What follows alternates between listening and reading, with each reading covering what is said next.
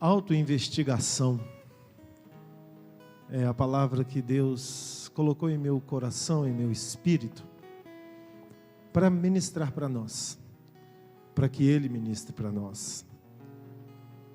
E nós precisamos aprender a fazer isso. No Salmo 51, versículo 1, o salmista Davi diz assim: compadece-te de mim, ó Deus, segundo a tua benignidade, segundo a multidão das tuas misericórdias, apaga as minhas transgressões. Na minha versão King James, diz assim: tem misericórdia de mim, ó Deus, segundo a tua benignidade, segundo a multidão das tuas tenras misericórdias, apaga as minhas transgressões. Eu gosto dessa tradução porque ela traz uma palavra que expressa a verdade desse salmo: misericórdia. Davi escreve esse salmo após cometer um ato deplorável, que ele não precisava ter cometido, mas foi influenciado por Satanás e pecou. E um pecado que gerou outro pecado, e foi como um dominó, queda em sequência. Coisas terríveis ele cometeu, mas ele diz: tem misericórdia de mim, ó Deus. Misericórdia vem de um radical que significa compaixão da miséria alheia. E Deus tem compaixão da nossa miséria, miseráveis homens que somos, pecadores e falhos. Mas o problema é quando nós não reconhecemos as nossas realidades e as nossas misérias, falhas. Esse é o problema. Porque quando nós não reconhecemos a nossa própria miséria, não tem como a misericórdia do Senhor nos alcançar. Porque Ele tem compaixão da miséria alheia, mas quando o miserável não se acha miserável, ele vai continuar na sua arrogância. E Deus resiste ao soberbo. Então, para que a misericórdia dele nos alcance, nós temos que nos auto-investigar todos os dias. Amém? E é sobre isso que o Espírito Santo quer falar conosco. Eu li algo uma vez muito interessante, que foi de um dos reitores da Universidade de Oxford. Ele assumiu aquela universidade, mais ou menos, como reitor, com 40 anos, 40, 41. E ele escreveu uma carta para ele mesmo, quando ele assumiu a universidade. Lacrou o envelope e escreveu assim: abrir daqui a 20 anos. E ele, como todo catedrático, professor, mestre, era um cara muito disciplinado.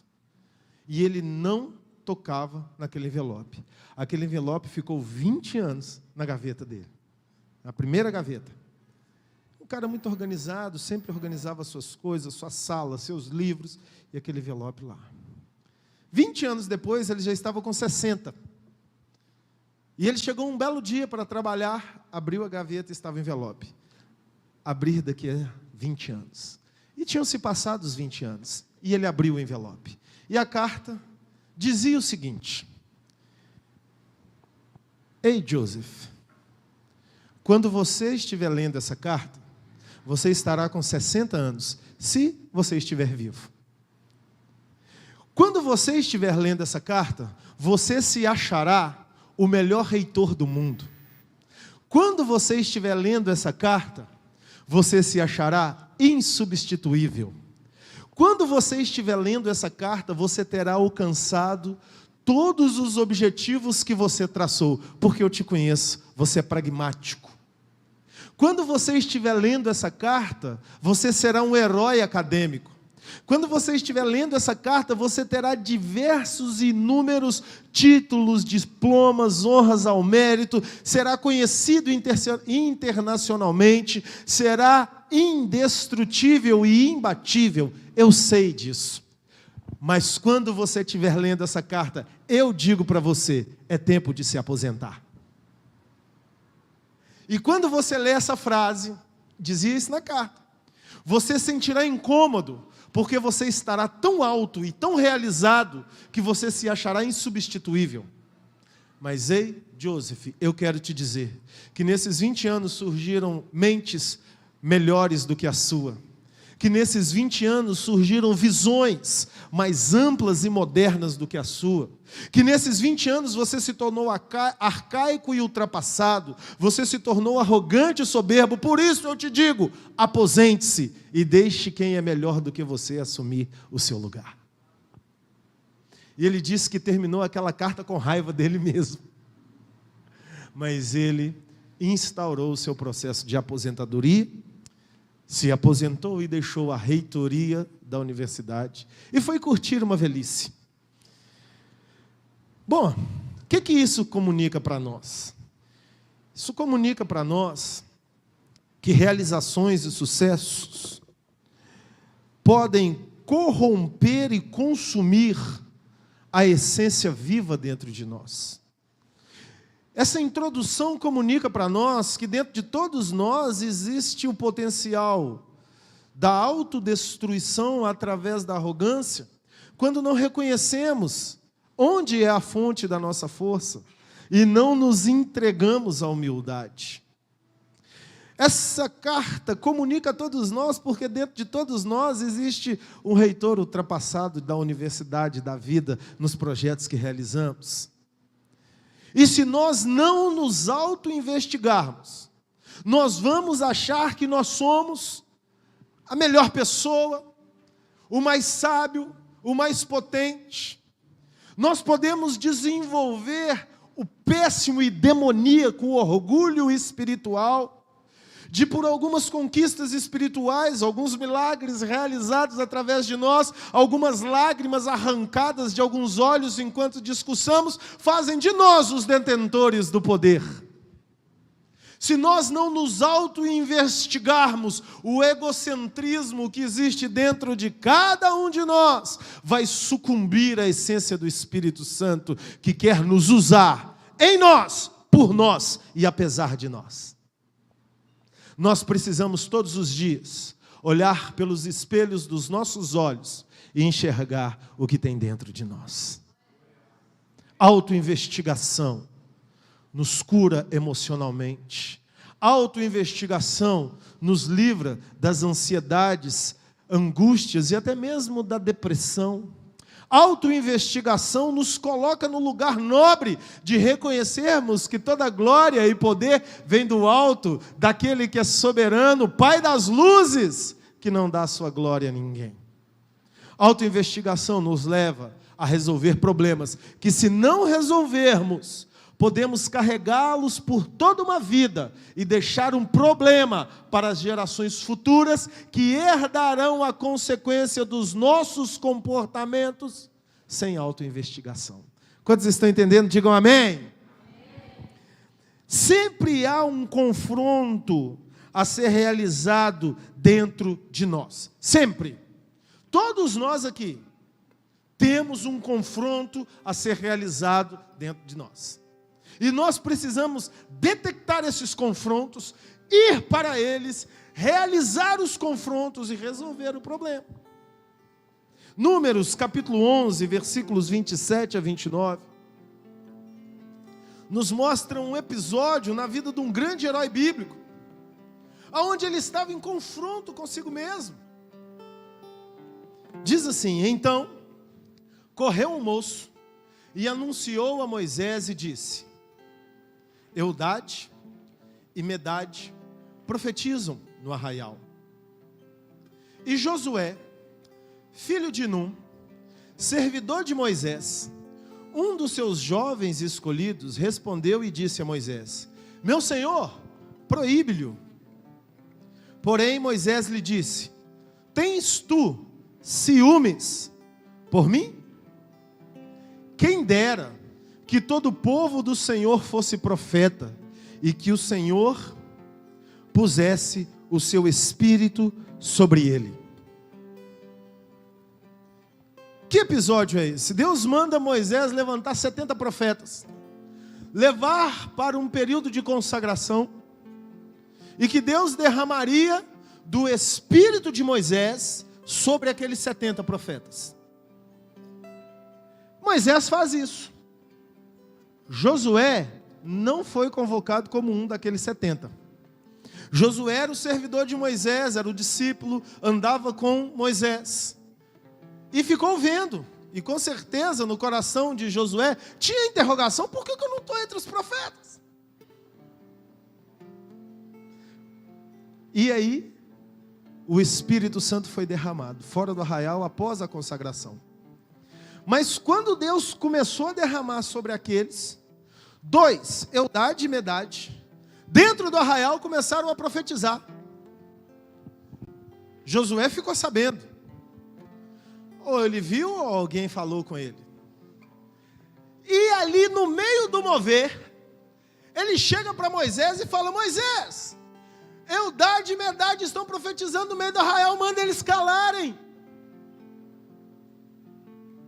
Eles não fizeram a consagração, eles não foram escolhidos. Só faltou Josué falar: como eu também não fui. É ou não é? Você está comigo no texto? Manda eles calarem.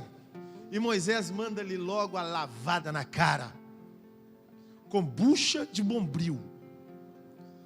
Josué, por acaso você tem ciúme de mim? Da minha unção? Aí eu estou colocando entre linhas para Moisés. Quem dera que todo o povo de Deus profetizasse. Isso mostra uma crise no caráter de Josué. Ele era ciumento. E quem é ciumento carrega consigo indícios de orgulho, soberba, vaidade, vontade de ser melhor. Josué servia Moisés. A palavra mostra a grandeza que Deus fez na vida de Josué. Mas será que Josué, no fundo, não tinha alguns interesses pessoais? O texto mostra que ele tinha. Porque ele ficou invocado com os dois que profetizaram, quando ele não foi escolhido para profetizar. Sabe o que é isso? Conflito existencial. Não estou querendo aqui destruir a imagem de Josué, mas estou querendo elucidar que até os grandes heróis têm as suas lutas. Sabe por quê? Todos têm as suas lutas. E sabe como você descobre a sua luta? Auto-investigando. Será que algum dia na vida de Josué ele parou para checar esse sentimento de inveja, de ciúme no coração dele? O mestre dele, Moisés, falou isso com ele: você é ciumento, cara. Você quer o poder, entende isso? Será que algum dia ele parou e falou: Deus, me liberta disso, tira isso de mim, eu preciso confrontar isso?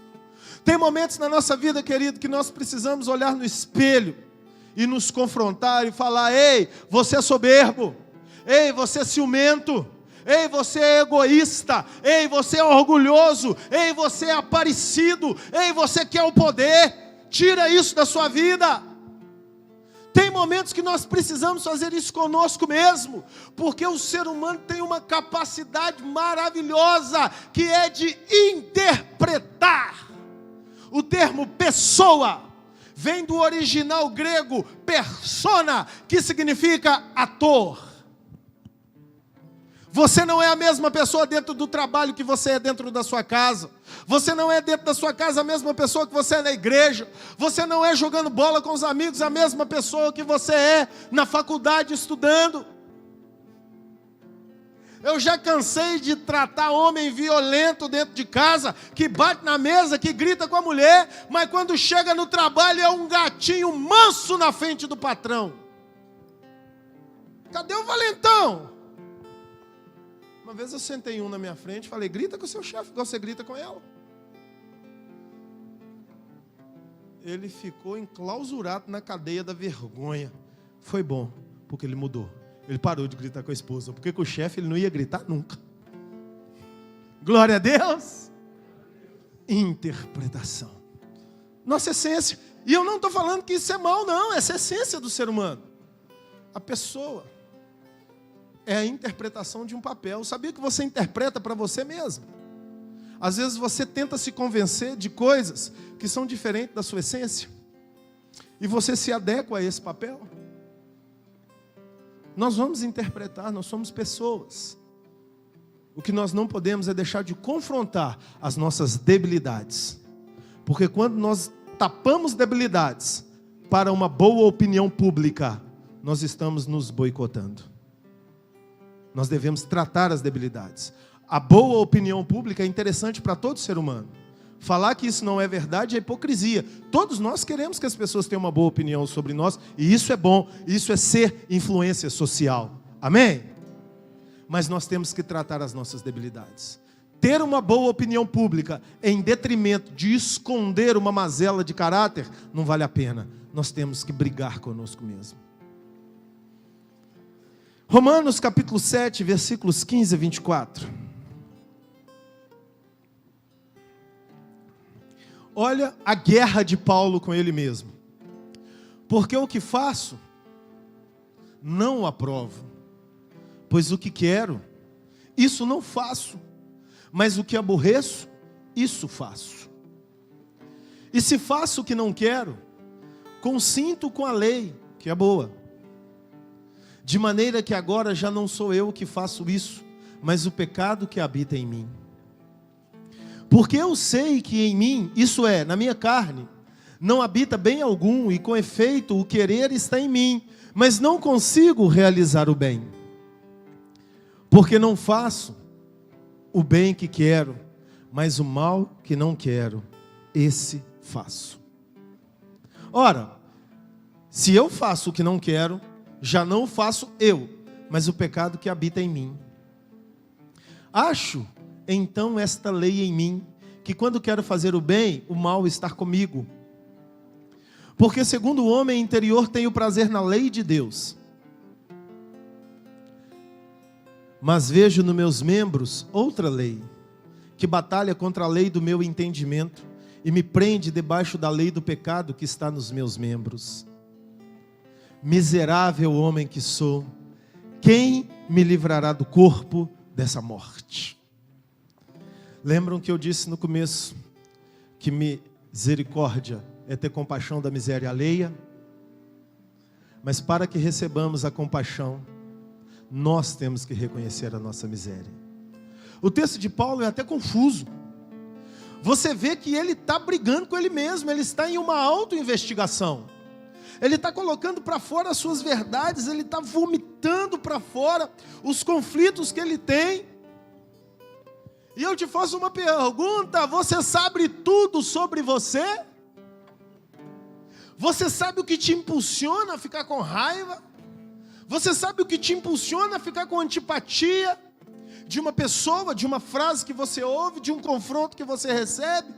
São impulsos dentro de nós. E se nós não nos auto-investigamos, nós nunca vamos encontrar essas mazelas, principalmente nós, habitantes de uma geração totalmente presa ao estereótipo.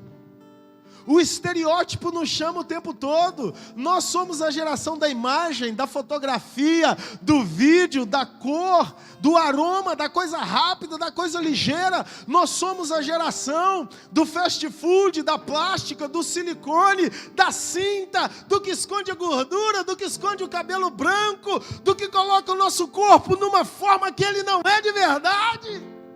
Essa é a nossa geração, é ou não é, queridos? Nós somos a geração atada ao estereótipo.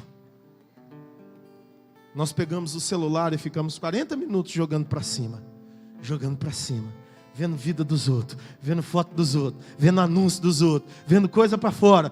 40 minutos que a gente gasta vendo o que é dos outros, nós não gastamos vendo o que é de nós mesmos. Qual foi a última vez que você parou, sentou, fechou os olhos e ficou refletindo sobre as emoções da sua alma? Acho que a maioria de vocês nunca fez isso. Isso não é uma palavra de acusação. Isso é uma chamada para reflexão. A gente não pensa sobre nós. E a gente conclui processos sem ver os fatores. O resultado é o fim dos fatores. Mas nós alcançamos muitos resultados que nós não conhecemos os fatores, porque nós não olhamos para dentro de nós, nós não nos auto-investigamos. Eu quero te dizer que Jesus te ama, com mazela ou sem mazela, com debilidade ou sem debilidade, do jeito que você é, com o que você sente, com os papéis que você representa. Ele te ama, Ele morreu por você. Ele quer te abençoar. Mas a bênção de Deus sobre um caráter sem tratamento pode se transformar numa maldição. Diz a máxima da filosofia, de Sócrates, Platão, aos filósofos da esquina do botequim.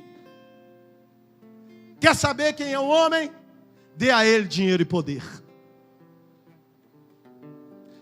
O benefício em cima de um caráter que não é tratado pode se transformar numa maldição. O poder bélico na mão de um carrasco cria-se um Hitler. O poder bélico na mão de um homem tratado cria-se uma porta de salvação para a humanidade. A questão não é o poder, a questão é quem tem o poder. Salmo 139, 23 e 24 diz: sonda-me, ó Deus, conhece o meu coração, vê se há em mim algum caminho mau e guia pelo caminho eterno. Quando Deus te sonda, Ele não faz isso sozinho, Ele te leva junto nesse mergulho. E ao guiar você pelo caminho eterno, Ele te dá capacidade de mudar o que precisa ser mudado dentro de você. Faça isso, querido. Faça isso, meu amigo, minha amiga, meu filho, minha filha. Se auto-investigue, conheça os seus problemas. Não deixe as suas emoções gritarem. Ouça a voz do seu mestre, Jesus, te perguntando. Como Moisés perguntou para Josué: você tem ciúme? Deixa Jesus te confrontar. Deixa Ele bater pesado com você. Deixa Ele mexer aí. Deixa Ele falar: não tá bom. Deixa Ele te falar assim: eu não quero. Você já percebeu que nós temos uma dificuldade de ouvir a reprovação de Deus? A gente só quer a aprovação. Não ouça a reprovação. A reprovação de Deus te projeta para o alvo. Alinha a sua rota. Apesar de todos os erros de Josué, de essência, e olha que a Bíblia não mostra muitos, ela mostra esse, o ciúme. Apesar desse coração ciumento, e o ciumento ele quer o poder para si. O ciumento no relacionamento, ele quer o cônjuge para si. Já perceberam os casais ciumentos? Que, vou dar um exemplo, o homem é ciumento, ele casa com a mulher, ele afasta ela da família, ele afasta ela dos amigos, ele afasta da mãe, do pai, do irmão, de todo mundo. Ele quer a mulher só para ele. E o contrário também. Por quê? O ciumento é egoísta, ele quer só para si. E Moisés cantou essa pedra para Josué. Mas pelo que parece, Josué não tratou isso. Nós vamos entender na conclusão da mensagem. Mas Deus não desistiu de Josué. É aí que está o negócio. Deus tem um propósito para a sua vida. E o propósito de Deus para a sua vida é sua responsabilidade. O que você vai fazer com a bênção que Ele vai te dar é responsabilidade sua. Eu já cansei de ver gente boa, quando chega no poder eclesiástico, de igreja, ministerial, vira uma porteira, vira um arrogante, um metido, um aparecido, distrata as pessoas que estão do lado, prega o amor nos palcos, nas plataformas, mas trata as pessoas que trabalham com ele pior do que cachorro. Eu já vi isso de perto. Aí um conflito, você fala: pô, como que Deus abençoa um cara desse? Deus deu a benção. O que você vai fazer com ela é responsabilidade sua. Por isso eu entendo que muitas vezes é melhor Deus não dar a benção. Porque quando Ele não dá, a gente fica ali quebradinho no pé dele. A esperança para você. Quando Ele dá, tem nego que cresce. Porque não se auto-investiga. Então, entre ter a bênção e fazer ela virar uma maldição, entre não ter a bênção e entre se resolver para ter a bênção e continuar um abençoador, a chave é auto-investigação. Vamos ver a bênção de Josué. Josué capítulo 1, versículo 1. Vamos lendo alguns versículos, tá, Bruna? E sucedeu depois da morte de Moisés, servo do Senhor, que o Senhor falou a Josué, filho de Num, servo de Moisés, dizendo: Moisés, meu servo, é morto. Levanta-te, pois, agora, passa esse Jordão, tu, todo este povo, até a terra que eu dou aos filhos de Israel. Uau! Todo lugar que pisar a planta do vosso pé, vos tenho dado, como eu disse a Moisés. Desde o deserto do Líbano até o grande rio, o rio Eufrates, toda a terra dos heteus, até o grande mar, para o poente do sol, será o vosso termo. Ninguém te poderá resistir todos os dias da tua vida. Como fui com Moisés, assim serei contigo. Não te deixarei, nem te desampararei.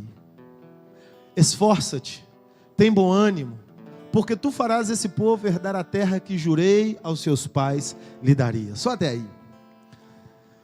Deus fez de Josué o maior conquistador de Israel.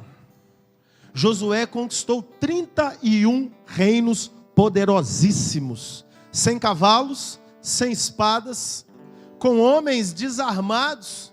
Josué cercou Jericó, vocês conhecem, foi a primeira conquista, e as muralhas caíram.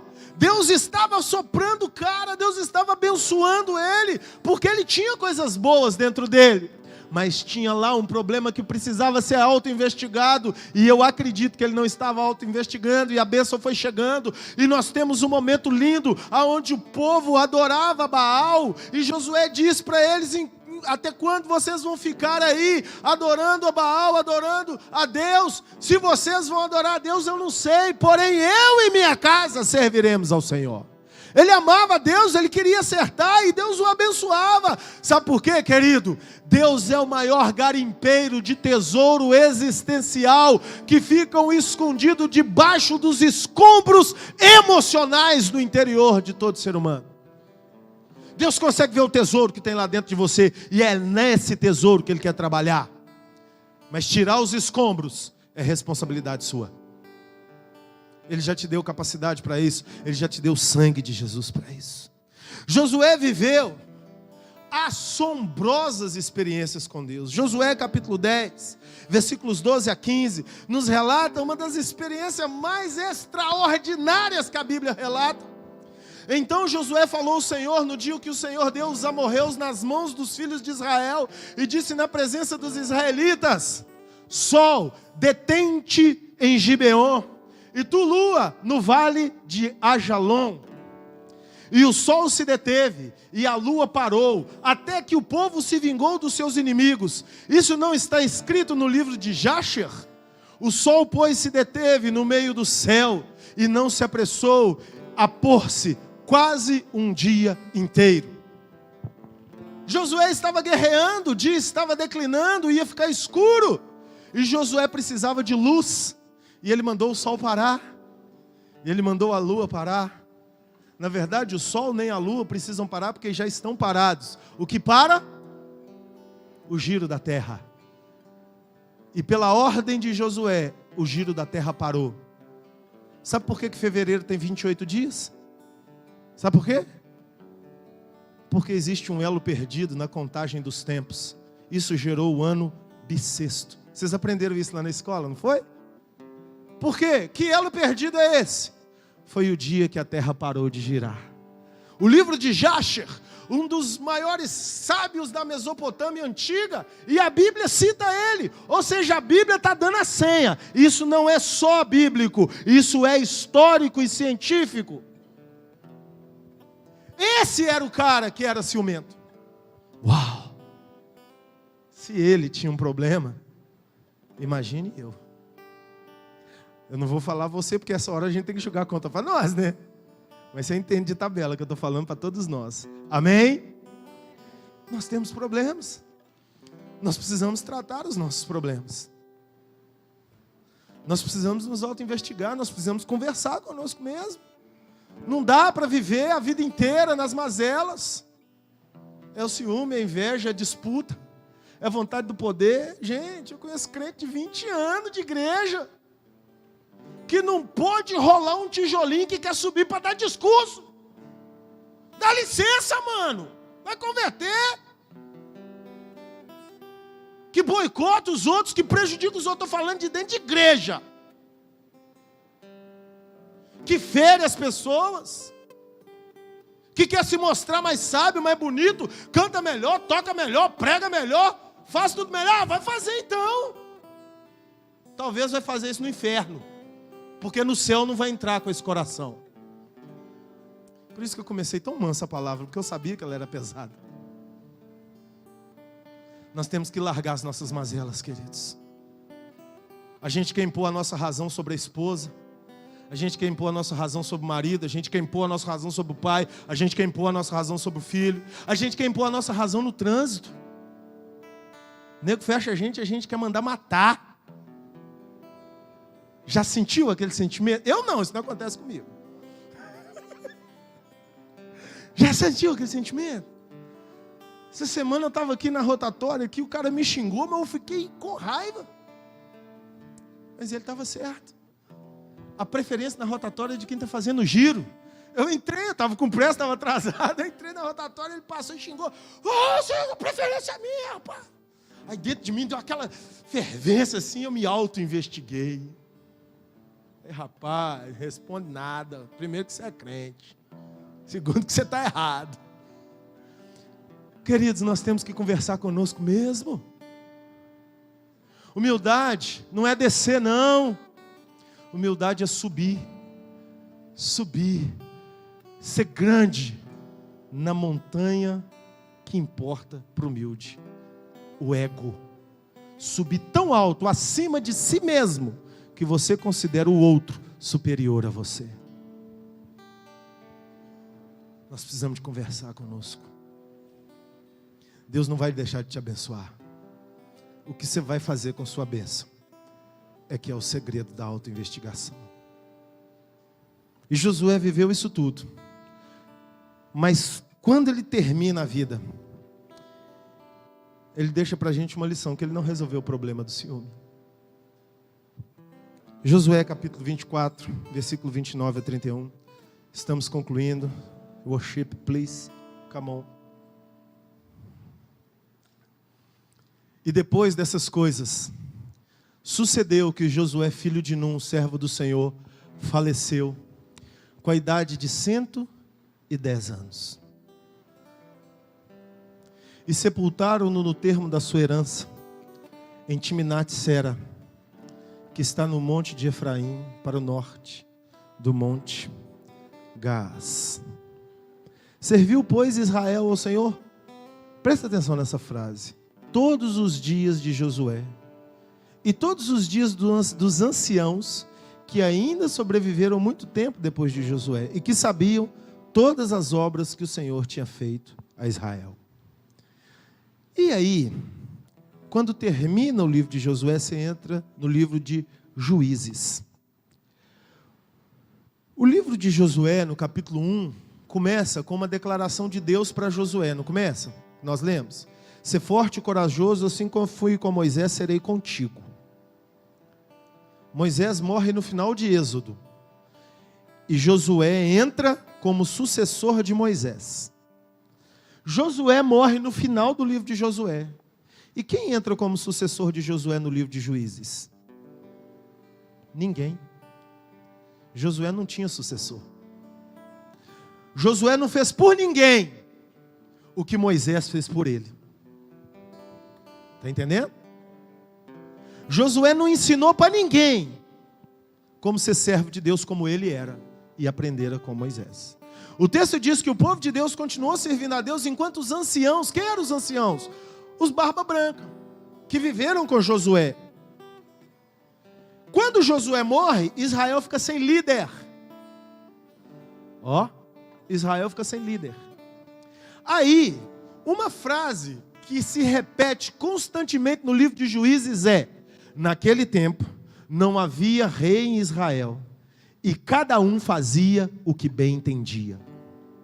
No livro de Juízes você vê as maiores atrocidades que aconteceram dentro de Israel.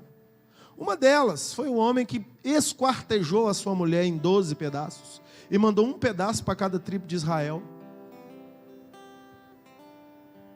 porque ela morreu sendo estuprada por irmãos de Israel. Israel virou uma bagunça, Israel virou trevas, Israel não tinha líder. Aí se levantava um juiz, e aí ele era bom, Israel seguia o caminho do cara. O cara morria, levantava outro, mas ninguém era líder. Por quê? Porque não teve sucessão. Por que não teve sucessão? E aí que eu digo, esse fato nos faz entender que Josué não tratou a sua mazela. Ele não era ciumento? Não era? O que o ciumento quer? É meu, ninguém tasca. Deus é meu, o poder é meu, a unção é minha, eu sou bom, eu faço tudo certo, mas eu não dou para ninguém. Alguns historiadores, teólogos dizem que Josué não treinou um sucessor porque ele tinha que fazer muita guerra. Eu acho que a vida de Josué, embora teve muita dificuldade, não foi tão difícil como a vida de Moisés, que tinha que legislar para 3 milhões de pessoas, no mínimo. Josué já pegou as leis prontas. O que demora mais? Fazer com a mão ou fazer com a mente? O trabalho intelectual é muito mais desgastante que o trabalho braçal, é ou não é? Você pega um pedreiro, trabalha o dia inteiro, carrega cimento, carrega lata de massa, faz aquele negócio, como é que é prato desse tamanho? O cara ainda consegue fazer algumas coisas em casa à noite. Agora pega um escritor, pega uma pessoa que trabalha, um advogado, um juiz de direito, que está ali em cima de textos, tendo que interpretar. Vou dar um segredo para vocês. Pensar queima caloria, viu? Trabalho intelectual cansa, você fica morto. Eu escrevi um livro, e quando eu estava no processo de escrita, não é, amor? Eu chegava às 7 horas da noite, eu estava lesado. Amor, quando você pensa, você desgasta. Josué teve tempo de preparar um sucessor, sim. Ele não preparou porque ele tinha medo que aquele sucessor no meio do caminho desse a banda nele. Você consegue entender isso comigo? Amém ou não amém? E por que Josué não deixou um sucessor? Ele gerou um prejuízo assustador para as gerações futuras. Josué está no céu. Josué deixou uma página linda na história de Israel. Josué deixou ensinos de fé. Mas a Bíblia é muito honesta. Josué também mostrou que ele começou ciumento e terminou o dono da bola. No reino de Deus, o dono da bola é Jesus. A gente só está passando ela. Sabe qual o melhor diploma de um bom trabalho na sua vida? Quando você faz aqueles que estão do seu lado, submissos a você, se tornarem melhores do que você. Seus filhos têm que ir mais longe do que você foi. Tem pai que tem ciúme de filho. Tem pai que quando o filho começa a ter um salário melhor do que o dele, o pai fica embirrado com o filho. Tem marido que a esposa não pode ganhar mais do que ele tira ela do emprego. Vice-versa também. Estou querendo meter o pau em ninguém. Estou abordando padrões psicológicos que a Bíblia nos denuncia que precisam ser auto-investigados. Tem misericórdia de mim, ó Deus. Livra-me dos pecados da minha alma. Miserável homem que sou. Quem me livrará do corpo dessa morte? Rasgue o seu coração na presença do Senhor. Se auto-investigue. Resolva os seus problemas interiores, que os exteriores serão uma consequência disso. Se você recebe essa palavra, aplauda e glorifique ao Senhor Jesus. Diga aleluia! Se coloque de pé nesse